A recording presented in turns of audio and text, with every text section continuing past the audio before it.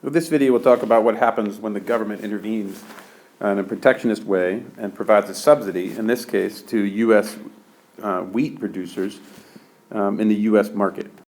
First, I think it's important to take a look at the domestic, and that should say, of course, say world market for wheat before the U.S. opens its market up to international producers. So it's very simple, right? Here's a domestic supply curve. Here is the domestic demand curve. And of course, there's an equilibrium point established at PE and a quantity of QE. And therefore, if you take the area of this rectangle here, right? The area of this rectangle would be equal to the total revenue generated by domestic producers of wheat, right? The price times the quantity will give you the total revenue of domestic producers of wheat. But once the United States opens itself up to the world market, you can see what happens. The amount of U.S. producers who can participate in the market for wheat, these producers have all been cut out of the marketplace. Why? Because they're not competitive at a price point of PW. And only these producers in the U.S. can still participate and sell their wheat in the market because they can turn a profit.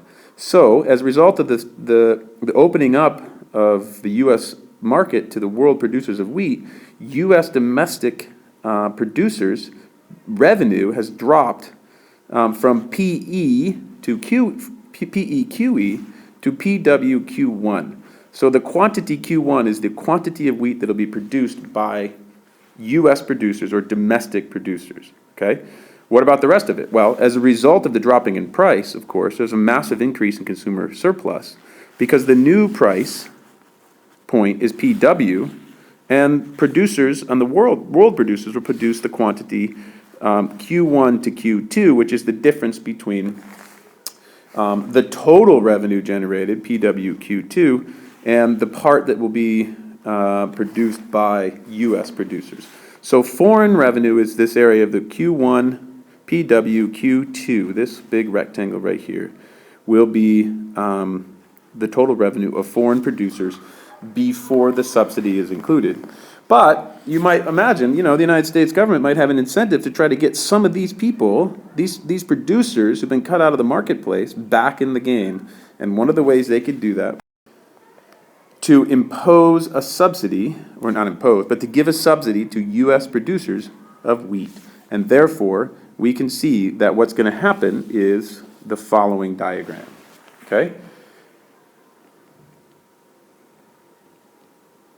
One thing that's important to point out is that in the market, the price, even though there's a subsidy, the price is still at PW, and therefore the demand remains at Q2. So there's not a change of price. When a subsidy gets involved, there's not a change in price. Q2 will still be demanded in the marketplace.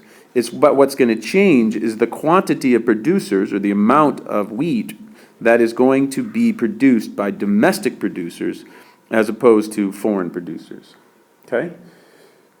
So domestic producers, as a result of the subsidy, would increase their production out from Q1 to Q3 because they are now receiving the price of PW plus the subsidy, okay?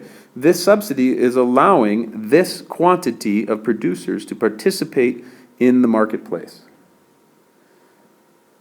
This means that the revenue for domestic producers goes from A, remember this is A right here, goes from A to, check it out, A plus B, which is obvious, right, because they're producing Q3 quantity in the marketplace. But also because of the subsidy, their revenue would go up with the addition of G plus AF plus E. So total domestic revenue went from just A to A plus B plus E plus F plus G, because the government is providing the subsidy, and all of this will be considered revenue for domestic producers. Foreign producers, of course, will supply the rest of the wheat to the market, which is the difference between Q3 and Q2, and thus their revenue falls from B, C, D, B plus C plus D, right? Remember, before they were producing Q1 to Q2. Now with the quota, they are no longer producing B, but only producing from Q3 to Q2, which means their revenues will fall from B plus C plus D before the subsidy to simply C plus D after the subsidy. And don't forget that the government pays the subsidy, which would be shown by, and you should be able to see this pretty quickly, E plus F plus G. So the subsidy is this big box right here, right? E plus F plus G. And this is the amount the government's going to have to pay in order to get all of these producers that have been cut out of the marketplace back in the game and, in theory, help the U.S. market for wheat. Okay.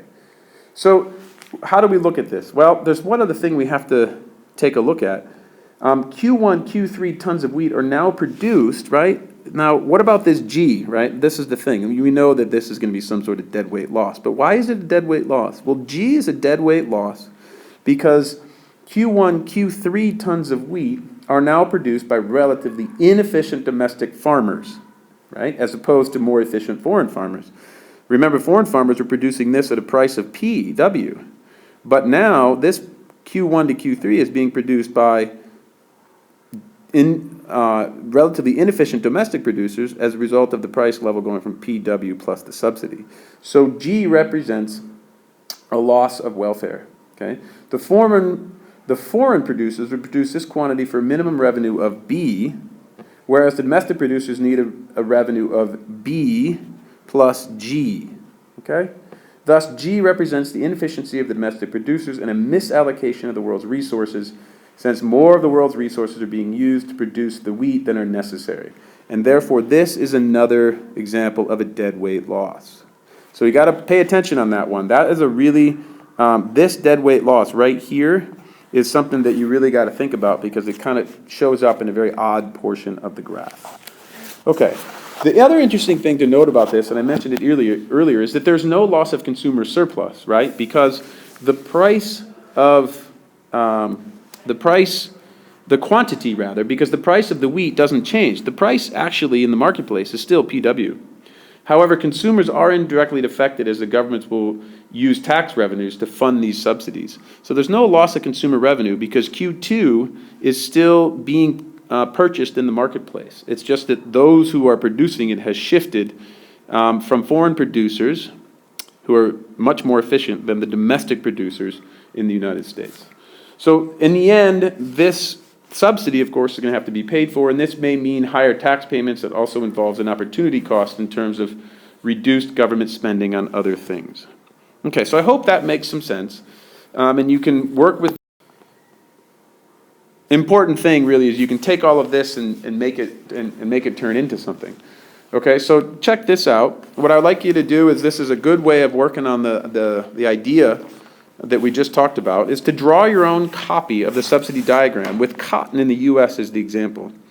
Make a table with two columns, one headed winners and one headed losers. In each column, make a list of the stakeholders who win or lose by the granting of a subsidy and give a brief explanation in each case of why the stakeholder is either a winner or a loser. And be sure to consider possible international implications. Use the letters in the diagram to specifically identify the costs and the benefits. And this is giving you the practice of actually using that diagram.